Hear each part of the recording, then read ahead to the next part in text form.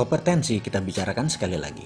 Konon, semuanya adalah persoalan kompetensi semata. Karena itu kita harus mengulangi pemahamannya agar lebih solid.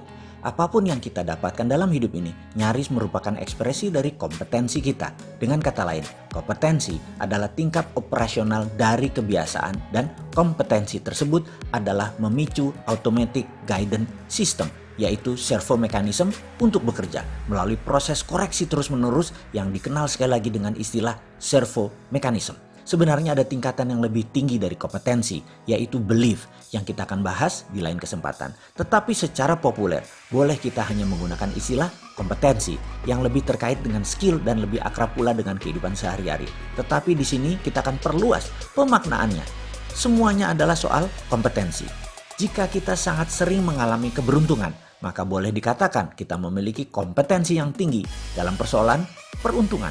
Jika kita selalu sial dalam segenap hal, maka mungkin kita menjadi maestro di bidang ini alias memiliki kompetensi sial yang sangat luar biasa.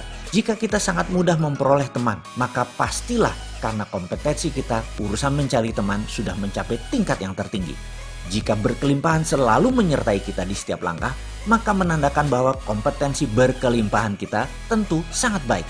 Mari kita introspeksi sejenak.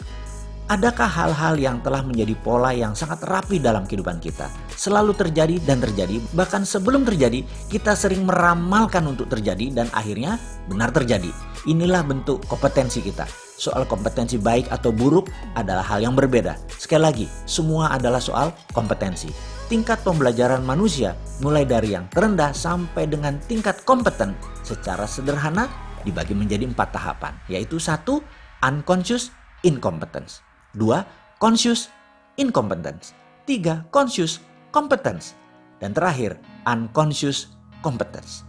Kita ambil contoh sekali lagi, olahraga.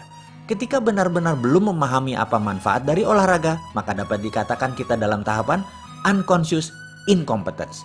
Ketika telah memahami manfaat dari olahraga, tapi kita tidak bergerak sedikit pun untuk melakukannya, kita dinamakan dalam tahapan conscious, tapi incompetence.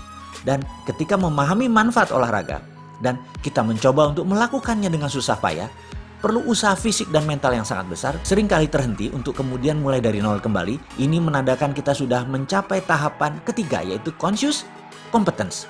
Ketika kita memasuki semangat tiada hari tanpa olahraga, bahkan kita benar-benar resah jika tidak ada kesempatan untuk olahraga, maka kita udah mencapai kompetisi yang tertinggi, yaitu unconscious competence. Jadi sekali lagi, tunggu apa lagi? Jika semuanya ternyata hanya masalah persoalan unconscious competence semata, mari kita buat keyakinan untuk hidup sehat sebagai unconscious competence. Mari kita buat keyakinan untuk hidup berkelimpahan menjadi unconscious competence.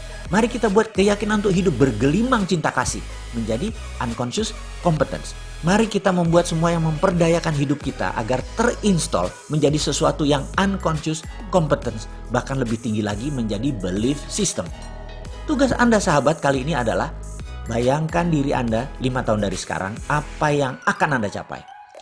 Lalu 10 tahun dari sekarang, apa yang Anda akan capai. Hingga 20 tahun dari sekarang, apa yang Anda capai.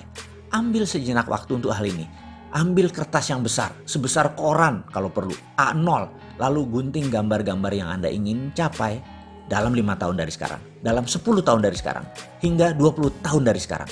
Pecah 5 bagian. 1 untuk keluarga, 2 untuk kesehatan, 3 untuk kemakmuran, 4 untuk sosial, 5 untuk spiritual. Cari gambar, tempel di 5 bagian tadi, dan jadikan ini adalah dream book Anda 5 tahun, 10 tahun, 20 tahun dari sekarang.